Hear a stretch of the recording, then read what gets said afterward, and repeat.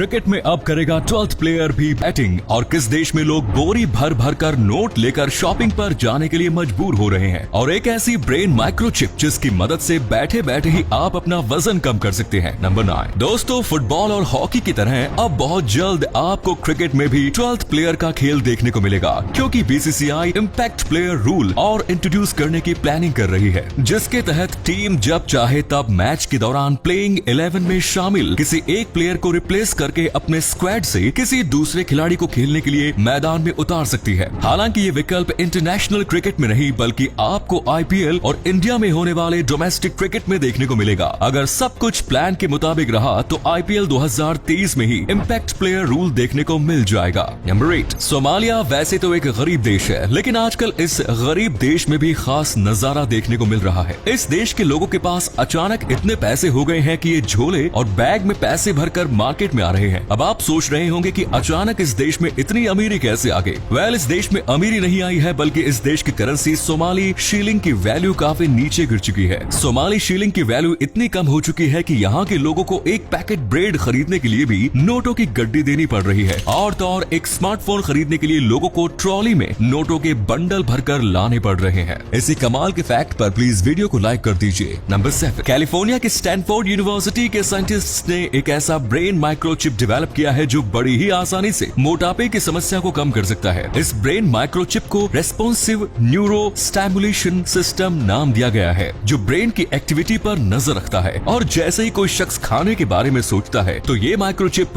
उस शख्स को बिजली का हल्का झटका देता है, जिससे उसे ये बात याद आ जाती है कि अपने मोटापे को काबू में रखने के लिए उसे अभी खाना नहीं खाना है। इस माइक्रोचिप का ह्यूमन ट्रायल भी पूरा हो चुका है। जिस मोटे इंसान के ऊपर इस माइक्रोचिप का ट्रायल किया गया उसका वजन 5 किलोग्राम तक कम भी हो गया। नंबर 6 क्वीन एलिजाबेथ II की मौत के बाद उनके बड़े बेटे प्रिंस चार्ल्स 73 साल की उम्र में यूनाइटेड किंगडम के नए किंग चार्ल्स III बन चुके हैं। ब्रिटेन के इतिहास में क्वीन एलिजाबेथ II सबसे लंबे समय तक शासन करने वाली शासक थी, तो वहीं प्रिंस चार्ल्स शासक बनने के लिए सबसे लंबे समय तक इंतजार करने वाले राजकुमार भी थे। अब खैर Prince Charles king Charles III बन चुके हैं, तो क्या आप जानते हैं कि किंग चार्ल्स III से पहले चार्ल्स I और II किस दौर में इंग्लैंड के राजा बने? किंग चार्ल्स I 1625 में, जबकि किंग चार्ल्स II जब 1660 में इंग्लैंड के राजा बने। चार्ल्स I और चार्ल्स II के बीच किंग बनने में सिर्फ 35 सालों का फासला था, जबकि चार्ल्स II और चार्ल्स III के बीच ये फासला बढ़कर 362 सालों का हो गया। नंबर 5 दोस्तों, हम इंडियंस को कहीं पर भी ओपन वाईफाई मिलता है तो तब हम फटाफट से कनेक्ट कर लेते हैं, लेकिन यही काम अगर आप सिंगापुर में करते हैं तो फिर इस काम को करने के जुर्म में आपको 3 साल की कैद की सजा या $10,000 जुर्माना देना पड़ सकता है। दरअसल सिंगापुर के कानून के मुताबिक विदाउट परमिशन अनसिक्योर्ड वाईफाई से कनेक्ट करके इंटरनेट का उपयोग करना गैर कानूनी है। इसीलिए अगर आप ऐसा करते हुए पकड़े जाते हैं तो आपको इसकी सजा मिल सकती है। नंबर 4 दोस्तों, टाटा कंपनी एक बार फिर हम भारतीय लोगों के लिए खुशखबरी लेकर आने वाली है। अगर सब कुछ ठीक रहा तो हमें बहुत जल्द मेड इन इंडिया आईफोन्स देखने को मिल जाएंगे, और ऐसा मुमकिन होने वाला है